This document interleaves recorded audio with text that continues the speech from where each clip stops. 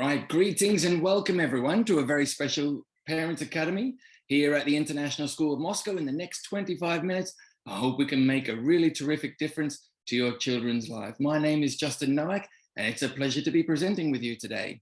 In today's webinar, we're going to be discussing strategies to raise children of strong character. So by the end of the session, you will understand how to lay the foundations for your child to not only be successful in life, but also to have the inner fortitude and values to steer that life in positive and happy directions. As parents, we first have to understand that our goal here is not necessarily to concentrate on raising terrific year 2 students or nursery students who have outstanding test scores, lots of friends and plenty of awards. That actually sounds pretty great, but we can't play this game only thinking one step ahead and getting lost in the present. Our real goal is to step by step raise strong and independent young adults who have control over their lives and can steer themselves in very positive directions. Now, that's not as easy as it seems. I have friends right now who are very successful in various traditional fields like, say, auditing or accounting, where they fear that advances in AI technology might lead to fundamental shifts in their industries. Already, the way that young people initiate and sustain relationships has changed a great deal over the last decade. And there are tremendous pressures on them too, from areas such as social media. And all of these are only threats and shifts that we know of right now, let alone ones that we can't conceive that might come up for children in 20 or so years. So what we can say is just learning how to add and subtract fast or spell accurately is not a complete enough education anymore, not enough preparation for success in life. What we need is a long-term strategy that can apply to any context, both now or in the future, in ways that we know of or ways that we can't conceive. And as I was trying to develop an idea of what such a strategy might look like as an educator, I came across a very pertinent video from a researcher named Angela Duckworth that I'd like to share with you now. My research team and I went to West Point Military Academy. We tried to predict which cadets would stay in military training and which would drop out. We went to the National Spelling Bee and tried to predict which children would advance farthest in competition. We studied rookie teachers working in really tough neighborhoods, asking which teachers are still going to be here in teaching by the end of the school year. And of those, who will be the most effective at improving learning outcomes for their students? We partnered with private companies asking which of these salespeople is going to keep their jobs and who's going to earn the most money. In all those very different contexts, one characteristic emerged as a significant predictor of success. And it wasn't social intelligence, it wasn't good looks, physical health, and it wasn't IQ. It was grit. Grit is passion and perseverance for very long-term goals. Grit is having stamina. Grit is sticking with your future, day in, day out, not just for the week, not just for the month, but for years, and working really hard to make that future a reality. Now, my first thought when I saw that video and seeing how important things like grit and resilience and energy are to children's lives was, wow, we really need to be teaching that in school. And to be honest with you, I actually believe that more strongly than I ever have before. So not only did we stop there, but we went around to other researchers and looked for other character points that were strong predictors of success. And we actively now teach them at school, just as seriously as we teach maths, English, and science. So every activity that children engage in at home or school, whether it's PE, maths, homework, playing with their friends, even brushing their teeth or preparing breakfast in the mornings, all of these are opportunities for a child to practice their character skills and for us to be able to teach them as well. If we learn to take advantage of these daily opportunities, then our children will develop the inner strength to gain control over their lives and also to push themselves into positive directions, making great choices in their lives too. So to build this long-term strategy, let's start from the beginning and work on our foundation. If we as parents do just one thing right, let it be building a strong and caring relationship with our children. The research shows us very clearly that this has a huge impact on our child's life outcomes. In order to understand why this would be the case, Imagine yourself on a ropes course high up in the trees. The way that you conduct yourself and the way that you learn is going to be directly related to your confidence in the safety line that you're connected to. If you can see that the line is poorly maintained, or even if it's well maintained, but you're not certain of that, you are going to be very often frozen in fear, and you'll probably avoid the most challenging sections of a course altogether. You might even lash out angrily at people on the ground who are just trying to encourage you, or even curl up in a ball to hide from your circumstances. Whenever you have a fall, it will really harm your confidence, and your future progress will be very slow or perhaps halt altogether. On the positive side of this, if you can see that your safety line is reliable and well maintained, you're going to attack challenges with increasing energy and confidence. If you suffer a fall and your safety connection is there for you, your confidence levels will grow even greater than had that fall never occurred. Your confidence will, in this case, even the most challenging, difficult challenges will not intimidate you, and you will have exponential progress in your skill as well as your confidence. They will feed off each other moving forward. Now consider that our children rely on us just as for their very survival, just as much as any safety line. A child cannot survive without an adult looking after them, and deep down they really know it.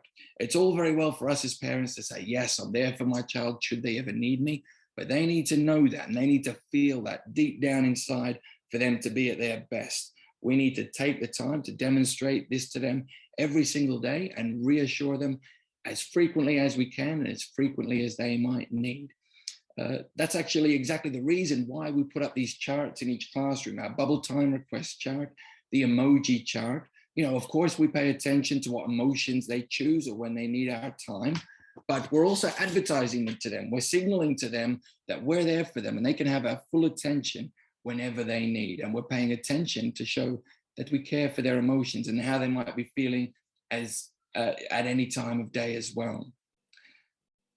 You can adapt these ideas in your own way at home as well. I've seen parents with great ideas like a say anything sofa, or a time of day when a child can open up to them and say anything they need, and their parent promises not to overreact or not to punish them for anything they say, even if it's negative.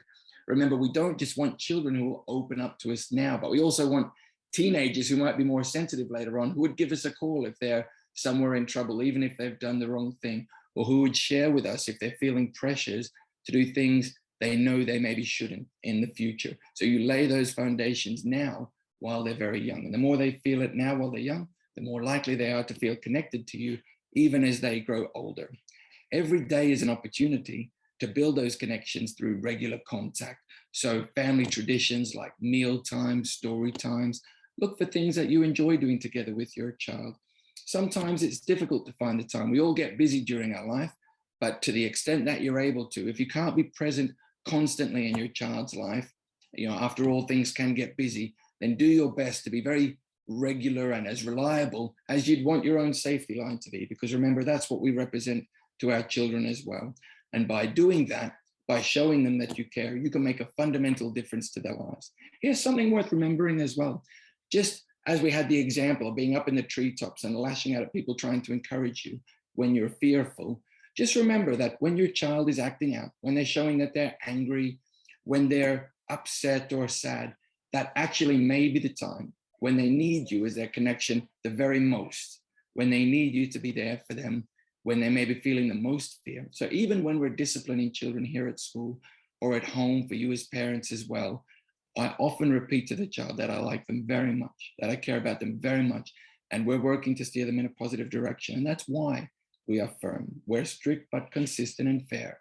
And the child will see that their behavior doesn't affect the fact that they remain connected to you as parents, and that will get the behaviors that we want to see, that confident, risk-taking behavior in a positive sense of taking on challenges in their lives. So the care and emotional support that children receive from you and teachers in their youngest years really will feed forward and have lifelong effects. So now that we've laid that foundation, I want to share with you a little story about how we can work on the next step, really recognizing the success skills and applying them to daily life. So The anecdote I would like to share with you is when my son was recently learning how to ski. I wanted to be a helpful parent, so I thought I would chip in, shout out tips for him. I thought he would appreciate receiving them from his father, bend your knees, lean this way, lean that way. Good one, you're making a snow plow with your feet, all those things. Just to be clear, I'm not my son's skiing instructor at all. He actually had an instructor, but I try to be involved as a parent. I thought that might be very helpful. The strange thing is, I think I was having the opposite impact to what I might have wanted. He seemed to show more fear about falling down and about many failures. He seemed to be more self-conscious than I would have wanted. And I noticed that his progress was a lot slower than I had expected, actually. And, I talked with my wife about the impact that potentially I was having, and we decided to change our approaches. So we would focus our feedback as parents more on the character elements of skiing rather than the technical elements. So I said to my son after one lesson, I said, great job for falling down. I wanted to flip his thinking a bit. So I actually said, great job for falling down. I saw you got right back up again. And he immediately looked at me. I could see like this had really triggered a thought. And he said, Dad, falling down is bad. And so I stuck with it. I said, no, falling down is good because that's when you can practice getting back up again. And he looked at me for a while. I wasn't sure how he felt about it. But, after that, we started to see some positive effects. He really seemed to improve much more quickly. And he showed more enjoyment in the process of learning as well. When we tried ice skating, I know all this sunk in as well, because when we tried ice skating, he was very nervous then as well. So I tried to put him at ease by kind of, modeling a bit, falling down accidentally on purpose right in front of him. And he got back up and he was looking at me and he started to praise and encourage me. He was like, good job, Daddy. You fell down, you got back up again. Good one. Keep getting up.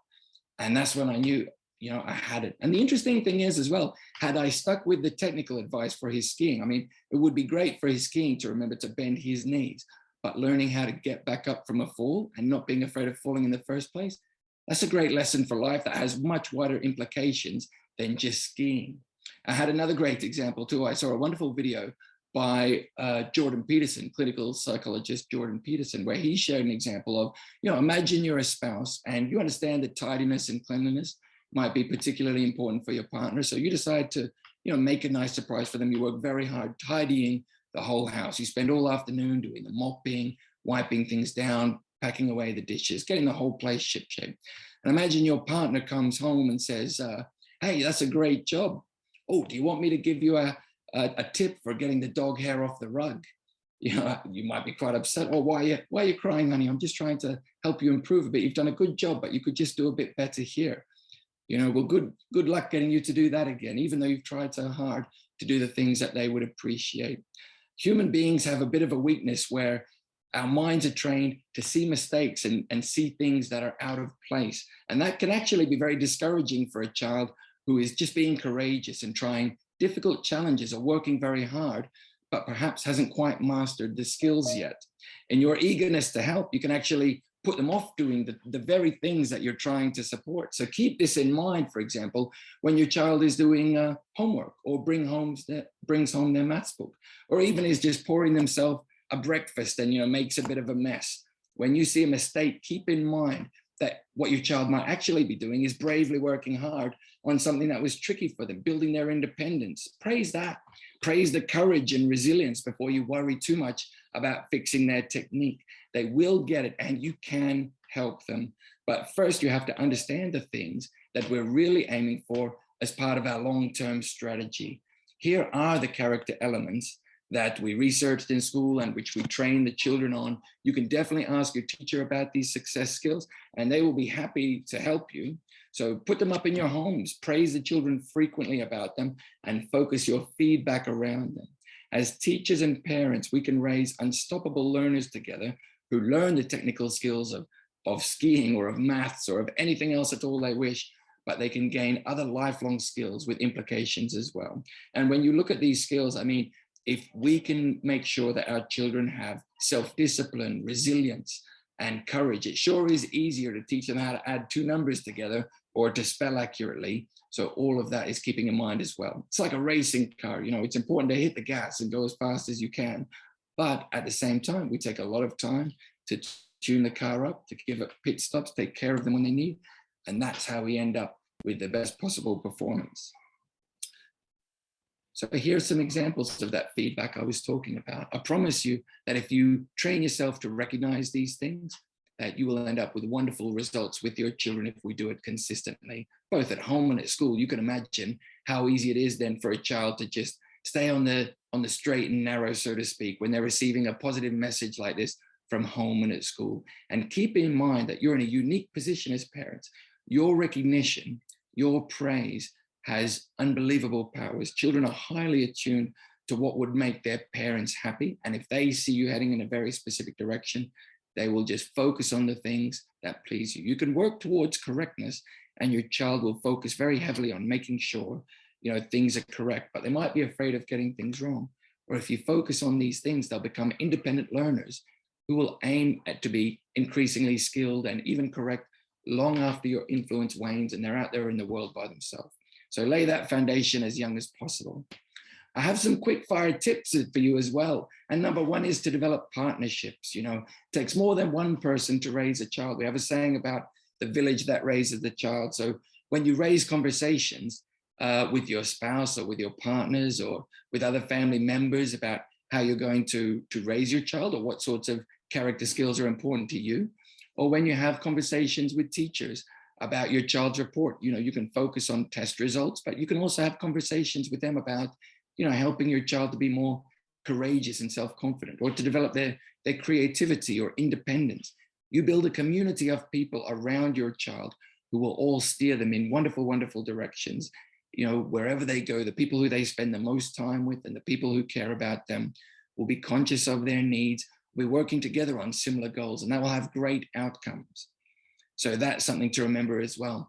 We have a lot of events at school, and you might have noticed a trend that we're trying to more and more engage with events that bring the parents into the experience. There's a great time for spectating and applauding your children in things like concerts, but we also try to do a lot of things like color runs and open days where we get the parents right alongside their children engaging in the same experience. We're trying to show the children that we share the same values, that we're supporting them together. We're strengthening our connection, and we want to make it very easy for you to have opportunities to praise your children's character skills, their resilience, their courage, their creativity, anything you wish.